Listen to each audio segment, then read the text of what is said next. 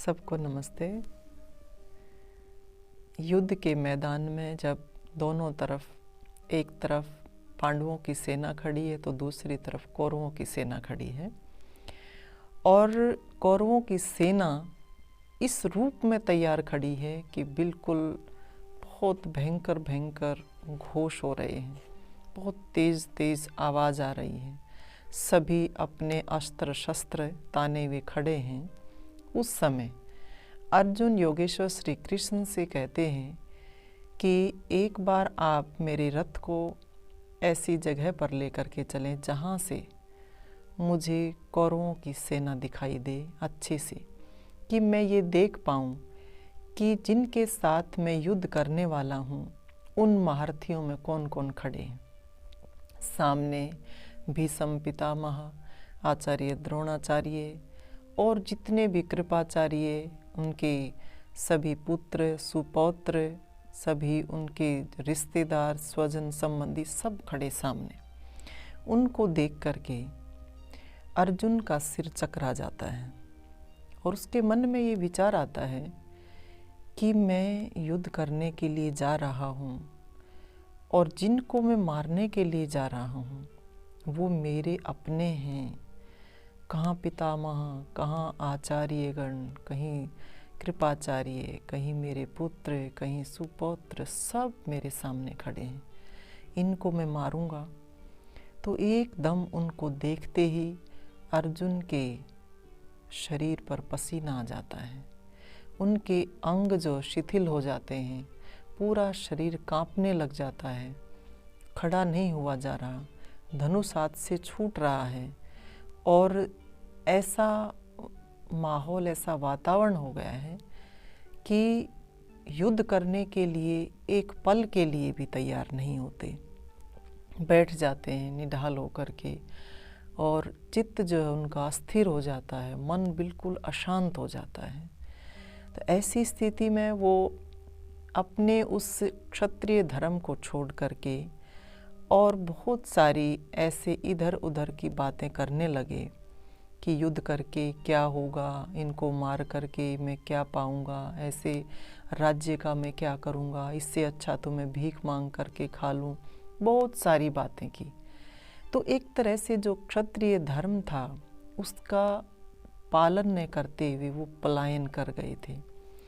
तो उस समय योगेश्वर श्री कृष्ण ने उनको जो बातें बताई वो आज भी बहुत ज़्यादा कारगर हैं, आज भी वो उतनी ही ज़्यादा प्रासंगिक हैं जितनी महाभारत के युद्ध के समय थी। कि अर्जुन के साथ ऐसा क्या हुआ कि उन्होंने अपने धनुष को छोड़ दिया। कितने वर्षों से इस बात का इंतज़ार हो रहा था, प्रतीक्षा हो रही थी कि हमें अपना अधिकार चाहिए। उस अधिकार के लिए दुर्योधन ने उनको उकसाया कि बिना युद्ध के हम एक सुई की नोक के बराबर भी यहाँ कोई हिस्सा नहीं देंगे, और उसके लिए वो उतावले थे। कितनी जो है अर्जुन ऐसे योद्धा थे कि उनकी जब युद्ध के मैदान में जाते थे तो उनकी बाजुएं जो फड़कने लग जाती थी। कितने सारे युद्ध उन्होंने लड़े थे, परंतु आज ऐसा क्या हुआ उनके साथ कि उन्होंने अपने धनुष को छोड़ दिया, निढाल होकर के बैठ गया। ये स्थिति कैसी स्थिति है? इस स्थिति को कहते हैं मोह की स्थिति। और मोह शब्द क्या है कि मोह कहते हैं मोह वैचित्य।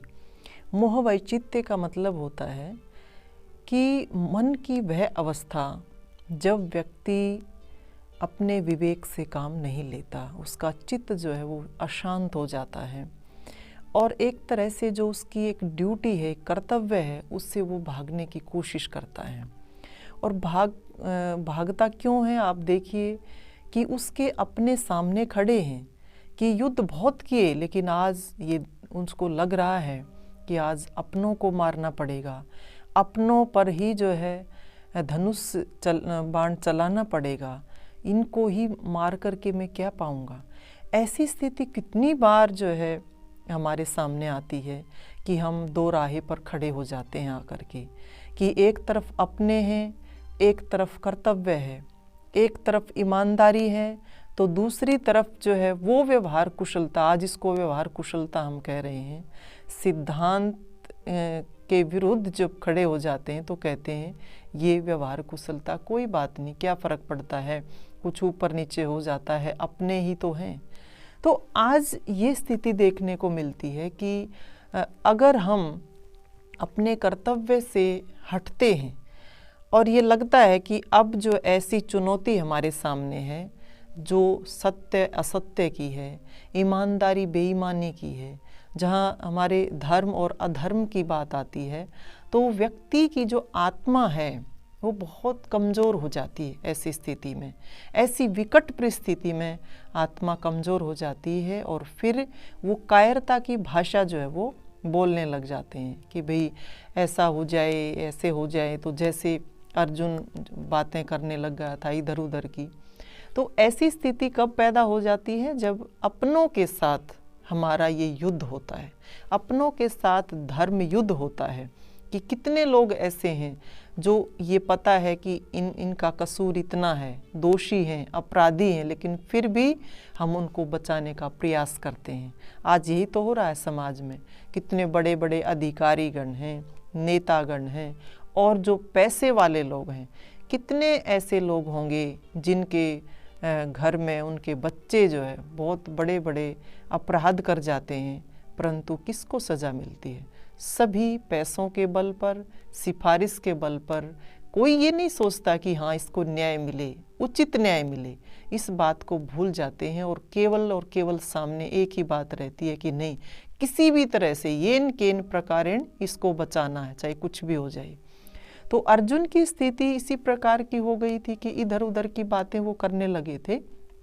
और कैसी स्थिति हो गई थी? जैसे एक जज होता है और जज जो है अपराधियों को, कितने अपराधियों को फांसी की सज़ा देता है। फांसी की सज़ा देता, आराम से दे देता, कोई फ़र्क नहीं पड़ता। परंतु जब उसी का बच्चा कोई अपराध करके आता है और फांसी की सज़ा होने वाली है तो वो टालने की कोशिश करता, चाहे कुछ भी हो जाए, लेकिन मेरे बेटे को फांसी की सज़ा नहीं होनी चाहिए।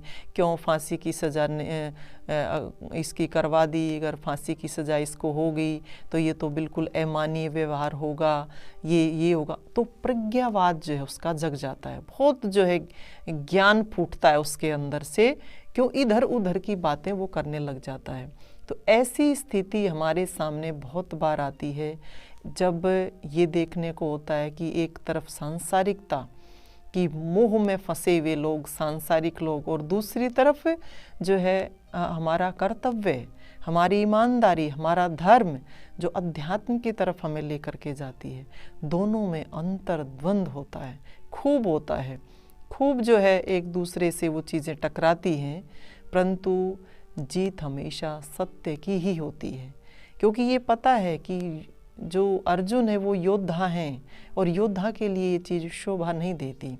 और दूसरी बात इसमें यही है कि जब हम गीता की बात करते हैं, जहाँ अर्जुन और कृष्ण की बात आती है, तो सीधा सीधा मुक्ति की बात आती है, अध्यात्म की बात आती है, धर्म की बात आती है कि हमें ऐसे कर्म करना है जो निष्काम भाव से किए जाते हैं। तो निष्काम भाव से जो कर्म किया जाता है उसमें सबसे बड़ी जो बाधा बनती है वो मोह ही बनता है, जिसको अर्जुन ने घेर लिया है।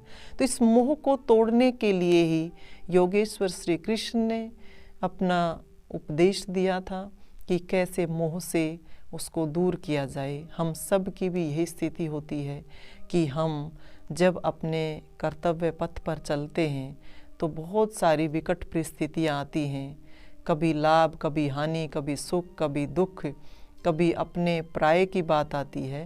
परंतु हमें यही शिक्षा मिलनी चाहिए, चाहे अपराधी कोई भी हो, चाहे अपना हो चाहे पराया हो, हमेशा न्याय का भाव जो है हमें रखना चाहिए। आप देखिए, एक डॉक्टर है, डॉक्टर प्रतिदिन कितने मरीजों का इलाज करता है, कितना बड़े से बड़ा जो है ख़तरनाक केस उनके पास आता है, एक्सीडेंट का केस आता है, बहुत ही ज़्यादा भयंकर रूप से जो बीमार लोग भी उनके पास आते हैं।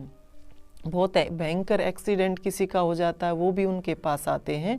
आराम से एक डॉक्टर उनका इलाज कर देता है, कोई दिक्कत नहीं होती। क्यों? क्योंकि उनके साथ उनका कोई ऐसा संबंध होता नहीं है, आराम से इलाज कर देता है। लेकिन उनकी जगह अगर एक डॉक्टर का बच्चा एक्सीडेंट होकर के आता है तो डॉक्टर के हाथ पैर कांपने लग जाते हैं और हड़बड़ाहट हो जाती है, संयम में नहीं रह पाता, विवेक वो खो देता है और उस विवेक को खोने से वो शायद उसका इलाज भी इतने अच्छे से नहीं कर पाता है।